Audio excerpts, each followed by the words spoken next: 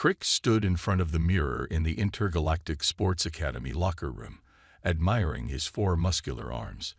The blue-skinned athlete flexed each limb, watching the movement of his enhanced muscles under the bright academy lights. He was the strongest in his class back on his home planet, and he planned to keep that reputation here at the academy. "Did you see the new human in combat class?" A voice chirped behind him. It was Pip, a small bird-like creature with silver feathers. Crix laughed, his deep voice echoing off the metal walls. "You mean the pink-skinned weakling? What was his name?" "Tom." "I wouldn't underestimate him," Pip warned, hopping from one foot to another. "Yesterday, he lifted weights for 3 hours straight." 3 hours. Most species can't keep going that long. "Bah, that's nothing." Crix waved one of his hands dismissively while using another to adjust his training uniform. "On my planet, we lift rocks twice our size before breakfast. These humans are from a low-gravity world. They're basically space tourists." Just then, the subject of their conversation walked into the locker room. Tom was average-looking by human standards. Medium height, brown hair, and an unremarkable build. He quietly made his way to his locker, not paying attention to the whispers around him. Something about Tom's calmness annoyed Crix. The human never bragged, never showed off, just came to class and performed his exercises with that irritating quiet confidence. Well, that was about to change. "Hey, human," Crix called out, all 4 arms crossed over his chest. "I've been watching you in combat class." Tom turned around slowly, raising an eyebrow. "Oh, you think you're tough because you can do a few exercises. Back home, I was champion wrestler for 3 cycles. Why don't we have a real match? Tomorrow, in the arena." Crix's voice grew louder with each word, drawing attention from other students who were now gathering around. Professor Gray, a tall insectoid who taught advanced combat techniques, clicked his mandibles in concern. "Crix, are you sure that's wise? The human species has some interesting capabilities." "What capabilities? They don't even have extra arms." Crix laughed, flexing his multiple limbs for emphasis. "Look at him.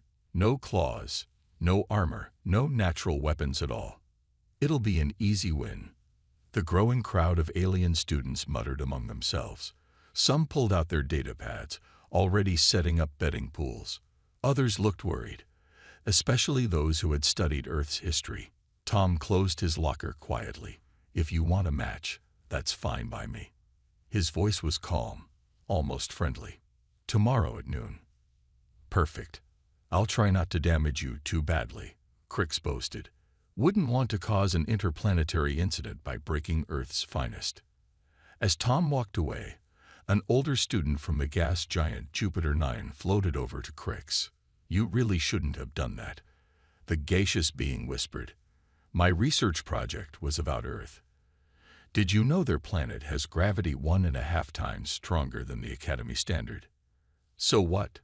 Crix snorted. "I'm still stronger. 4 arms, remember? And did you know they evolved as persistence hunters? They can keep moving for hours, even days." "Hours? Days?" Crix laughed again. "Tomorrow's match will be over in minutes. I'm going to show everyone that humans aren't special. They're just soft, pink creatures who got lucky with their space program." As Crix strode out of the locker room, his confidence radiating from all 4 shoulders, the other students exchanged knowing looks. The betting odds were already shifting heavily in Tom's favor, but nobody bothered telling Crix. Some lessons, after all, had to be learned the hard way. In the Academy's medical bay, the staff began preparing extra beds. They had seen enough human matches to know exactly how this would end. The morning before the match, Crix woke up early to train. The Academy gym was almost empty, except for a few nocturnal species finishing their night routines. The blue-skinned athlete moved straight to the weight section, loading up plates on 4 different machines. "Computer, show me data on human physical capabilities," he commanded while starting his exercises. The gym's AI projected a holographic screen in front of him. "Warning, Data may be outdated. The computer beeped. Last update, 50 years ago, when humans first joined the Intergalactic Sports Academy.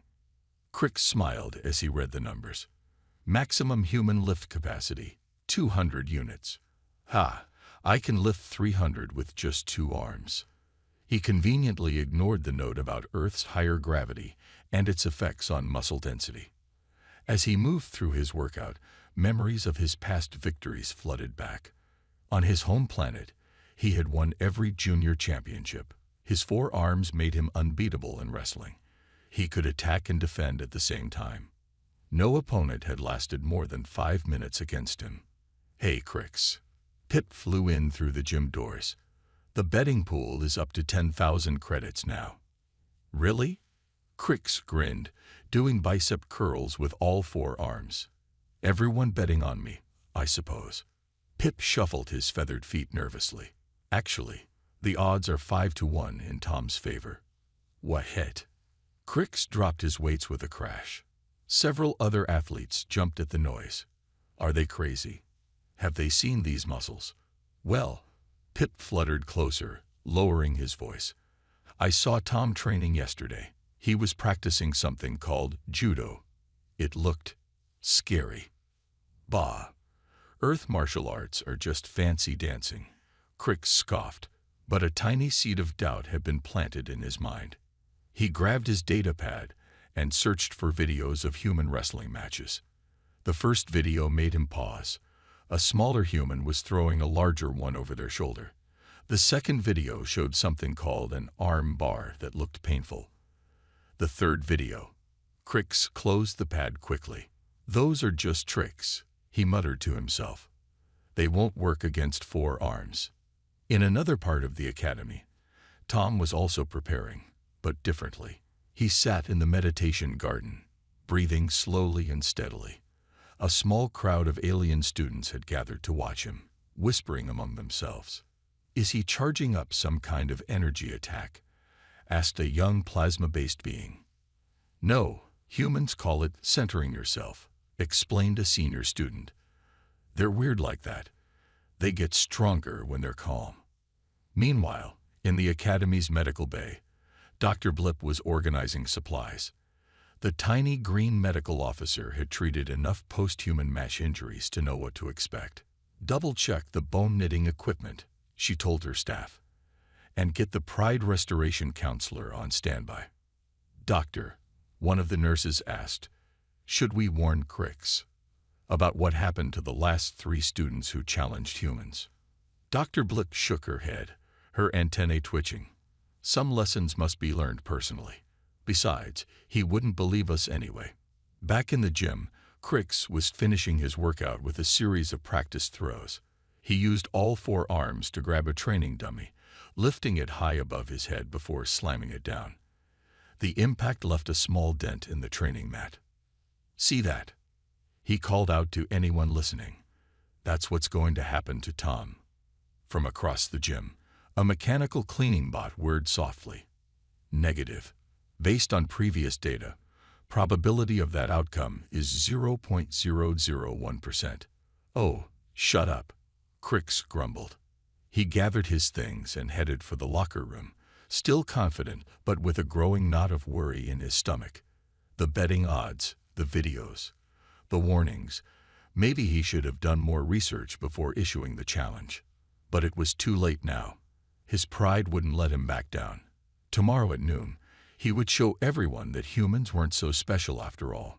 If only he knew why the medical bay staff were setting up an extra bed with his name on it. At exactly noon, the Academy's arena was packed. Students from every known species filled the seats, creating a rainbow of colors and shapes. Some floated, others perched, and a few even hung upside down from the ceiling. Everyone wanted to see the match between the 4-armed champion and the human. Place your final bets, Pip called out, flying around the arena with his datapad. Last chance to win big. Current odds, 7-1 in favor of the human. Cricks paced in the preparation room, all 4 fists clenching and unclenching. He wore his traditional wrestling outfit, a blue and silver suit that showed off his muscular arms. Through the window, He could see the medical team setting up equipment at ringside. They're just being careful, he told himself. Standard procedure. The door opened, and Professor Gray walked in, his insect-like features unreadable. Are you ready, Crix? Last chance to withdraw with dignity. Withdraw? Never. Crix flexed all 4 arms. I'm going to prove that humans aren't special. Very well. Professor Gray's antennae drooped slightly. Please sign this medical waiver. In the opposite preparation room, Tom sat quietly, wearing simple black shorts and a t-shirt. He stretched slowly, his movements calm and precise. A group of first-year students had pressed their faces against his window, trying to see if humans really did glow before combat like the rumors said. The arena lights dimmed, and a spotlight hit the center of the mat. The academy's director, a tall crystalline being, floated to the middle. Welcome, students and faculty, to this unofficial but highly anticipated match. The director's voice resonated through the arena. In one corner, we have Crix, 3-time champion of the quadruple star system. Crix marched out, head held high, all 4 arms raised in greeting. Several students cheered, though mostly out of politeness.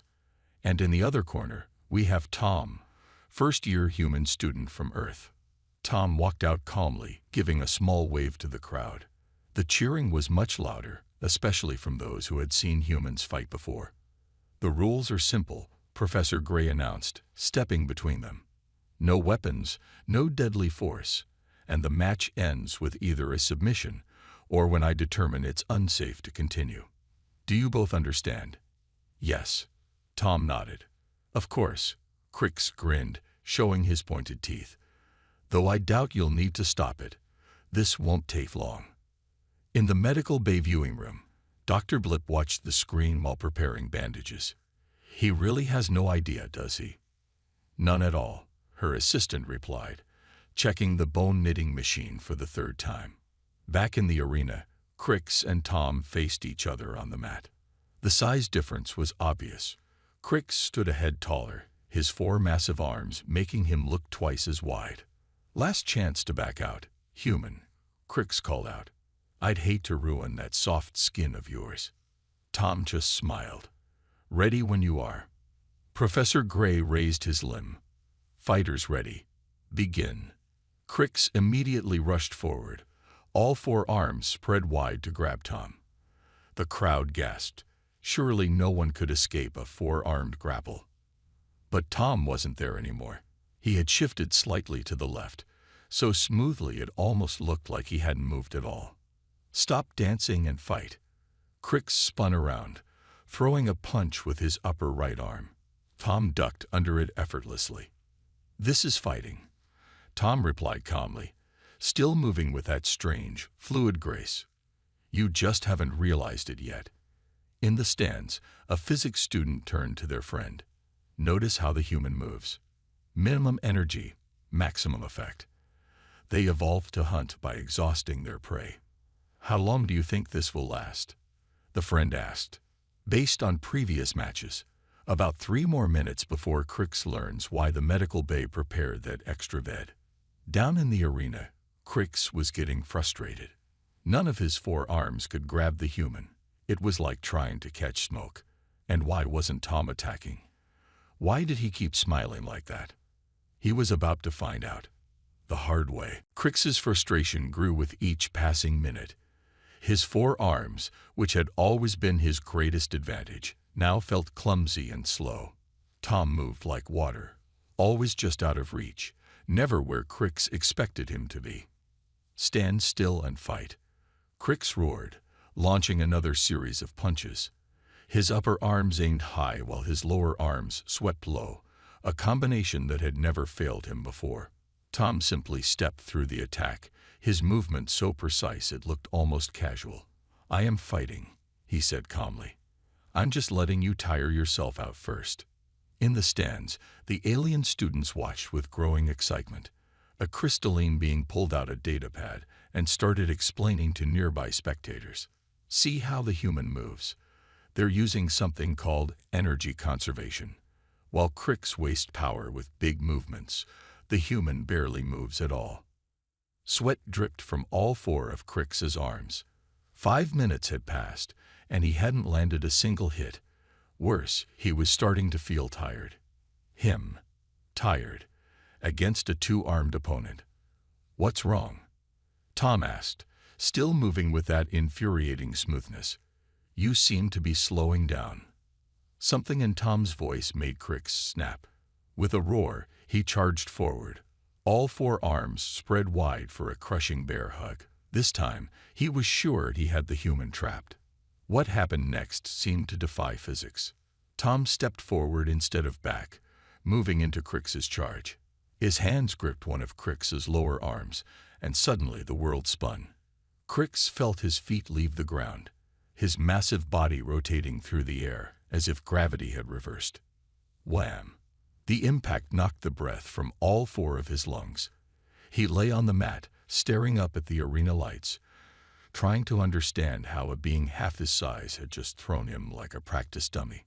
That, Professor Gray announced to the stunned crowd, was a basic human technique called a hip throw. Notice how it used Cricks's own momentum against him. Cricks scrambled to his feet, his pride hurt more than his body. "Lucky move," he growled, but there was uncertainty in his voice now. "Not luck," Tom replied. "Just physics." He settled back into his ready stance, still looking as fresh as when they started. In the medical bay viewing room, Dr. Blip began warming up the tissue regenerator. "Here it comes," she muttered.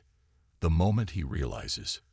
Back in the arena, Cricks was having a terrible realization. His arms felt heavy. His breathing came in gasps. The human hadn't even attacked yet. He'd just let Cricks wear himself out trying to catch him. "Ready to continue?" Tom asked politely. Cricks responded with another charge, but even he could feel how much slower he was moving. This time, Tom didn't throw him. Instead, the human slipped past Cricks's guard like it wasn't there, gripped one of his upper arms, and applied gentle pressure to a joint. Gentle pressure that somehow sent waves of pain shooting through Cricks's entire body. "This is called a joint lock," Tom explained to the watching crowd, as calmly as if he were teaching a class. "Human joints are very flexible, which helps us understand how to manipulate others." "I yield," Cricks gasped, tapping the mat with his free hands. The pain immediately stopped as Tom released him. The crowd erupted in cheers.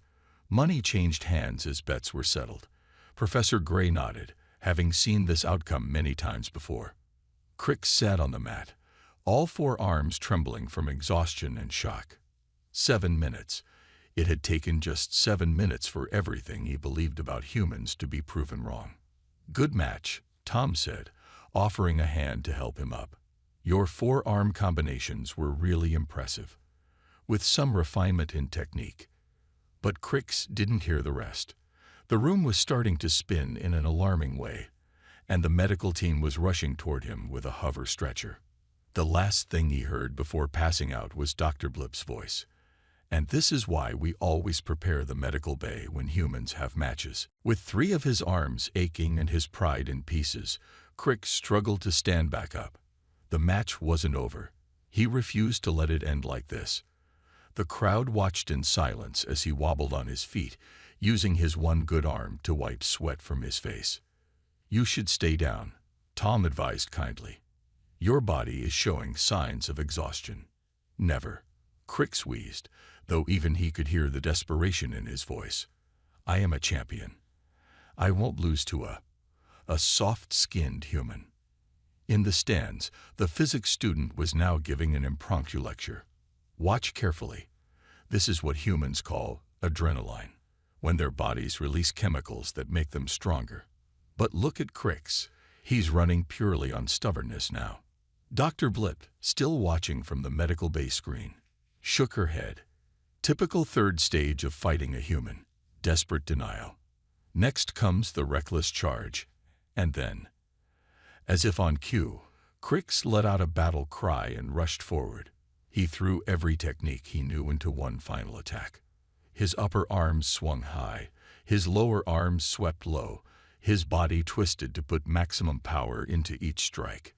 10 minutes ago, it would have been impressive. Now, it just looked sad. Tom sidestepped the wild attack with minimal movement. "Interesting combination," he commented, as if they were having a casual conversation. "But you're telegraphing your moves. See, humans evolved as predators. We're really good at reading body language. Stop talking and fight." Crix panted between swings. "I am fighting," Tom replied patiently. "I'm using a human technique called exhaustion tactics. Our ancestors used to chase prey until it got too tired to run anymore." The explanation just made Crix angrier. He launched another series of attacks, but each one was slower than the last. His forearms, once his pride and joy, now felt like they were made of lead. Professor Gray's antennae twitched with concern. "Perhaps we should stop the match." Before he could finish, Crix made his final mistake. He put all his remaining strength into one massive punch, throwing his entire body forward. Time seemed to slow down. Tom moved like flowing water, his body turning slightly. One hand caught Crix's wrist, the other pressed against his elbow. There was a gentle shift of weight, a small step, and the crowd gasped. Crix found himself airborne again, but this time in a graceful arc that seemed to last forever. He had just enough time to think, "Oh, so this is what flying feels like," before gravity remembered he existed. Food. The impact knocked what little breath he had left out of his lungs. He lay spread-eagled on the mat, all four arms splayed out, staring up at the arena lights that seemed much brighter than before. "That," Tom announced to the silent crowd, "is called using your opponent's energy against them. It's a basic principle of human martial arts." Dr. Blip's medical team was already rushing forward with their hover stretcher. "And that," she muttered, checking her diagnostic scanner, "is why we always keep the bone-knitting machine warmed up." As the medical team carefully lifted him onto the stretcher, Crix's mind was spinning faster than his body had. How had a two-armed human defeated him so completely? It wasn't just strength. It was technique, efficiency, and something else he couldn't quite understand. "Good match," Tom said, walking alongside the stretcher. "You've got amazing natural ability. Once you recover, I could show you some techniques that would work really well with your forearms." Crix tried to answer, but all that came out was a weak groan. The last thing he saw before the medical bay doors closed was Pip flying overhead, calling out, "Final odds were 10-1. Winners can collect their credits tomorrow." In the arena, Professor Gray addressed the stunned first-year students. "And that, class, is why we never underestimate humans. Now, who can explain the physics behind that last throw?" Crix woke up to the soft beeping of medical machines in the Academy's hospital wing. All four of his arms were wrapped in healing gel bandages, and his body felt like he'd been hit by a small spacecraft. "Ah, you're awake," Dr. Blip chirped, her green antennae wiggling as she checked his vital signs. "How many fingers am I holding up?" "Which hand?" Crix groaned, then realized she was making a joke. Medical staff had the strangest sense of humor. "Good, your sense of awareness is returning," she noted on her datapad. "You have 3 sprains, 2 bruised muscles, and 1 severely wounded pride. The first 2 will heal quickly. The third," she clicked sympathetically, "might take longer." The door slid open, and Pip fluttered in carrying a large "Get Well Soon" card. "Everyone signed it," he announced proudly. Even the plasma beings, though they had to use special heat-resistant ink. Crix took the card with his least sore arm. The messages ranged from sympathetic to amusing. "Welcome to the I Challenged a Human Club. Members currently 47. At least you lasted longer than I did. Bob from Jupiter 9. Next time, try fighting a black hole instead. It's easier. The physics department. Oh, and look who's here." Pip chirped excitedly. Tom walked in, carrying a basket of earth fruits and what looked like a textbook. "Hey there, champion. brought you some recovery supplies."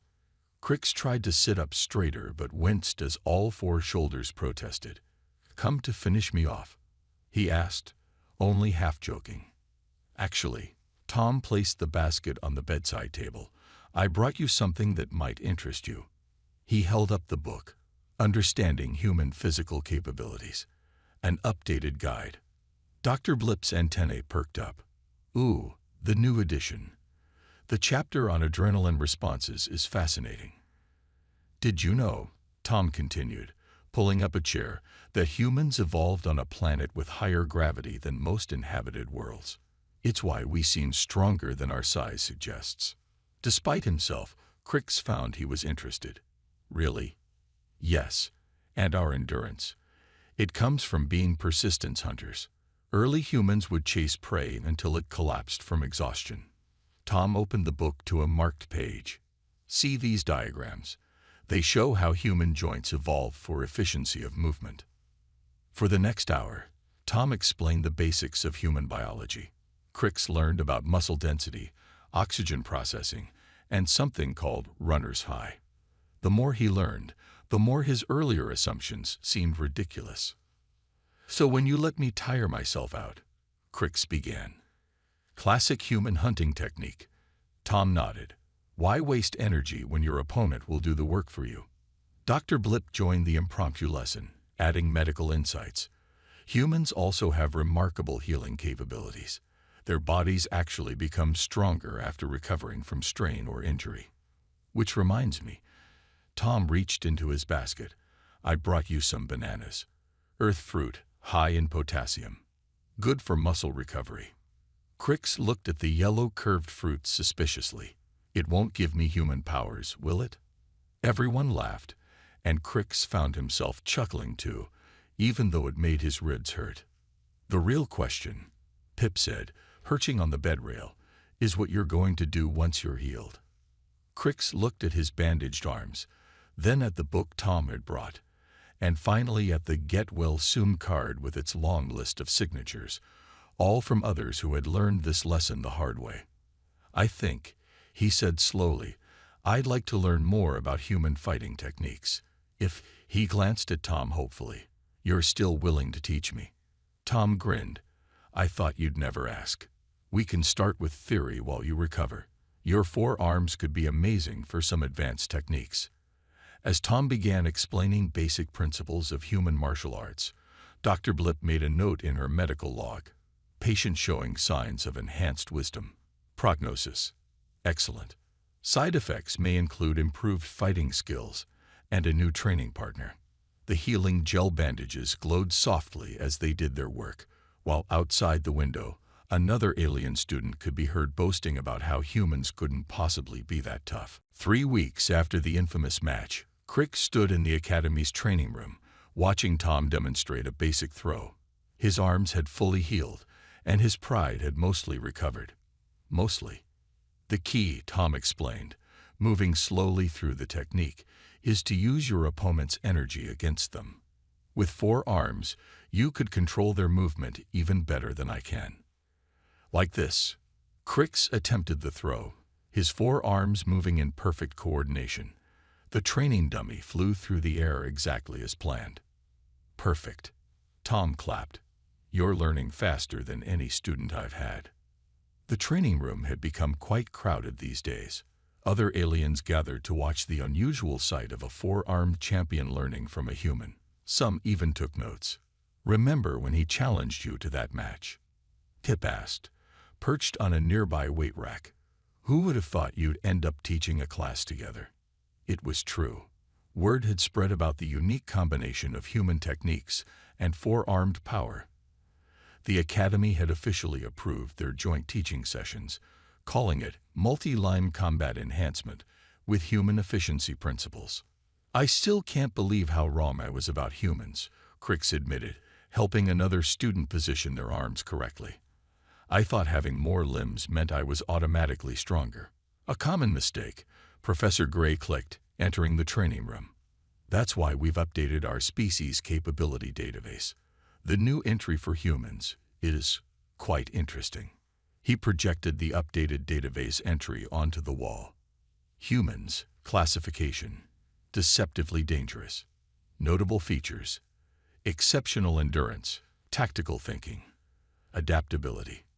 Warning: do not challenge to physical contests without proper training. Special note: number of limbs is not indicative of combat effectiveness. Current Academy combat ranking: top tier. Medical bay visits caused 47 and counting.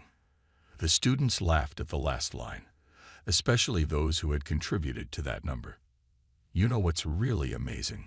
Crick said, demonstrating another throw to a 6-armed trainee. Humans don't just fight well, they teach well. They understand how different species move, how to adapt techniques for various body types. We had to learn that to survive on Earth, Tom explained. Our planet has millions of different species. Understanding movement and adaptation is in our DNA. The Academy's director floated in, their crystalline form shimmering with approval. Your joint class has become quite popular. We're considering making it a permanent part of the curriculum, as long as we keep the medical bay well stocked. Dr. Blipp added, popping her head in to check on her former patient. Crix laughed, something he did more often now. Maybe we should add a required course. Why not to challenge humans 101? With you as the guest speaker? Pip teased. Exactly. Who better to teach it than someone who learned the hard way?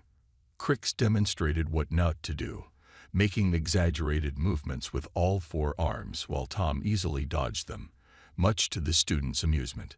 As the class wrapped up, a new student, a tentacled being from the water worlds, approached Tom.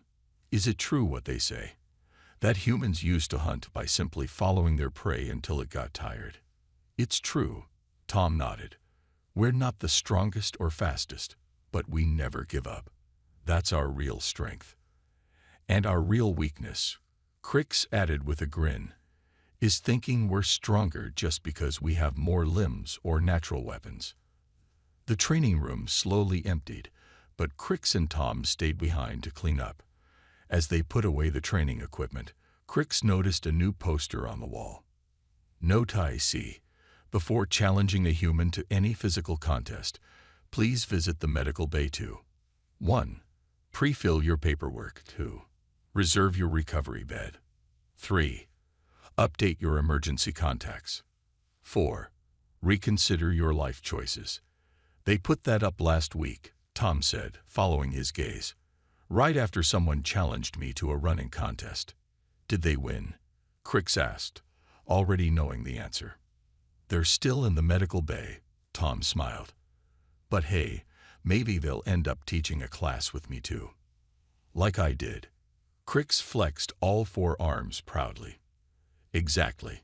Sometimes the best lessons come from the biggest mistakes. And somewhere in the academy, another student was boasting about how humans couldn't possibly be that tough.